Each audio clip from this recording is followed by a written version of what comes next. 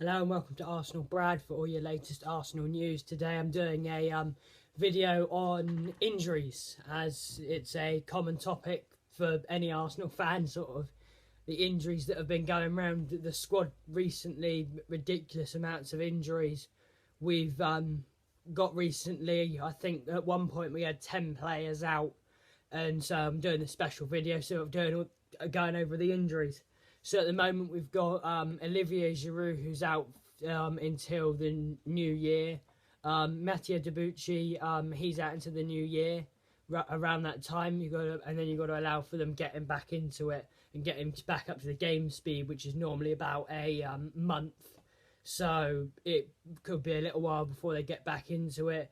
Nacho Monreal, Wenger keeps on threatening him for him to come back, but he hasn't really come back. He's still got a back injury.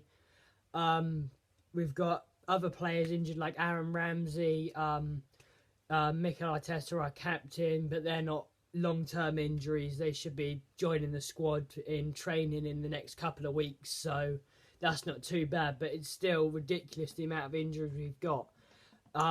Just thinking, we've just got 2 players back in full training from injury. That's really good news. Theo Walcott and Serge Gnabry. Big boost for us for having Theo Walcott back. I cannot wait until I see Alexis Sanchez and Theo Walcott on the same pitch, because that up front with Danny Welbeck, Alexis Sanchez and Theo Walcott, I think will frighten defences. It's not the most intimidating of attacks, because yeah, we've got Danny Welbeck.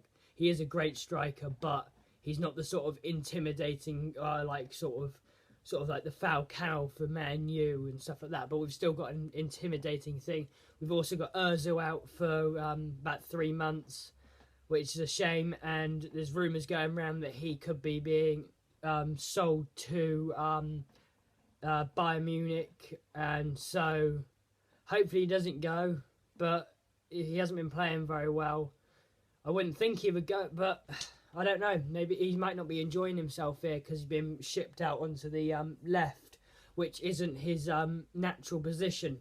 He can't play there. He's just not good enough for him. He needs to play in his natural position, and I think, yeah, if he went to Bayern Munich, he would. But I really want to see him stay, because he is a integral part of our squad, and when he has a good performance, the entire team has a good performance. But then the problem is on the flip side, when he has a bad performance, normally the team have a bad performance. If you look at sort of like the Aston Villa game, amazing performance, amazing team performance, bad performance, and sort of Chelsea, the team didn't have a very good performance. So he is integral, even though a lot of Arsenal fans sort of give him a lot of slate and stuff like that. But you've got to think that he is integral to the team. That if he doesn't play well, the whole team doesn't play well. So we do need him, but we need the Ozil of at the top of his game and nothing more, nothing less. It's as simple as that, and he can't really give it to us when he's not playing well. Hopefully Wenger, when now Theo Walcott's back, and hopefully Ozil when he comes back, and we've hopefully still got the up front like we've got now that haven't got any injuries. Hopefully Ozil will be pushed more centrally, and Alexis will go on the left and Theo Walcott on the right, which I think would be sort of a good move there with Aaron Ramsey on there. The thing is with Arsenal, I think personally we've got a really, really good squad, as long as we have no injuries. We would challenge for the title. Just looking at our squad, the players that we've got out at the moment or not fit, like Theo Walcott not fit, he's back but not fit. If we had our entire team fit for the entire season, no injuries, we would have really, really good sort of play, and we would be winning most of our games. Like that Chelsea game, I think if we had every single one of our players back at that time, we would have won that game, because the chances that we created, we just needed that end product. And I think if we had our main players back, we would have probably had that end product. But I really want Ozil to stay at the team, because I really want to see, as an up front, I want to see Alexis on the left, Welbeck through the centre, Theo Walcott on the right, and then Ozil poking those balls through to him, because that would be such a pacey attack. Because we know Welbeck is just, well, to quote what Wenger said, he's electric, he just buzzes everywhere, and when you give him a chance, he can run. And Theo Walcott, he's just ridiculously fast, and so's Alexis. And Ozil, when he wants to be, he can be very, very fast. But we know his game is sort of laid back and sort of poking those balls through, not real much running. But I've seen in some games he can really, really sprint for his entire life, and he would give a lot of players a run for their money with his sprinting. But he needs to incorporate that into his game more, because I think that if he can get his control and his passing and his speed, which I think he does have, because I've seen examples of it, of him just sprinting for it, I reckon he'll do quite well. But he's just quite a laid-back player. And for the Premier League, that's not the sort of player we want. We want either quite fast players but strong as well, because the Premier League, I think the reason why we get so many injuries is because our team is so small. We have the smallest team in the Premier League, and we need bigger players, stronger ones, because all our players just literally break every time they go in for a tackle, because they're playing against people that are over 6 foot, and we've got Santi Cazorla, I think he's 5'6". And so, if he goes in for a player that's sort of 6 foot tall and he's down here, it's you're obviously going to get injuries from that because of just how powerful they are. And we do need a sort of powerful team. If you look at Arsenal of old, we all used to have powerful, strong players. Tony Adams, Thierry Henry, Dennis Bergkamp. They were all powerful. I could go on, Martin Keown, stuff like that. They were all powerful and strong, and they would just shrug people off. And whenever they were in the tunnel, they would intimidate the team that they were playing before they were even on the pitch, just from their sheer size in the tunnel. And I think we need to incorporate that back. The latest example of that is probably Chelsea, because if you look at their squad, they have a lot of really big players, but mixed in with some small, skillful players like Hazard and stuff like that. And I think we need that. We need some more strong, powerful players. Yeah, we've got Olivier Giroud, but a lot of our team are quite small, really, in comparison to a lot of the other teams. But we need more powerful players so we don't get as many injuries, because it's just ridiculous the amount of injuries. I was looking at some statistics that I put on my Twitter, so you can see the statistics of all the injuries that a lot of the teams have had since 2002, and we've had the most injuries in since 2002. We've had about 889 injuries since 2002. On the thing on Twitter that I've got, that it says 888, but that does not count Mesut Ozil in it, because that was done before Ozil was injured.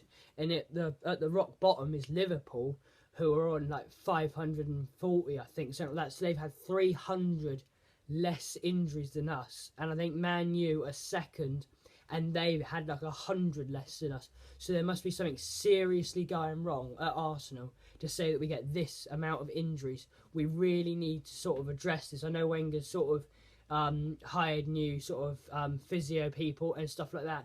That's good. So he must know that there must be something wrong there, but we need to really get that back, because the players that we're getting injured at the moment are our key players. Aaron Ramsey, Theo Walcott's just coming back, and it's just Mikel Arteta is our captain when he is pretty good, I think.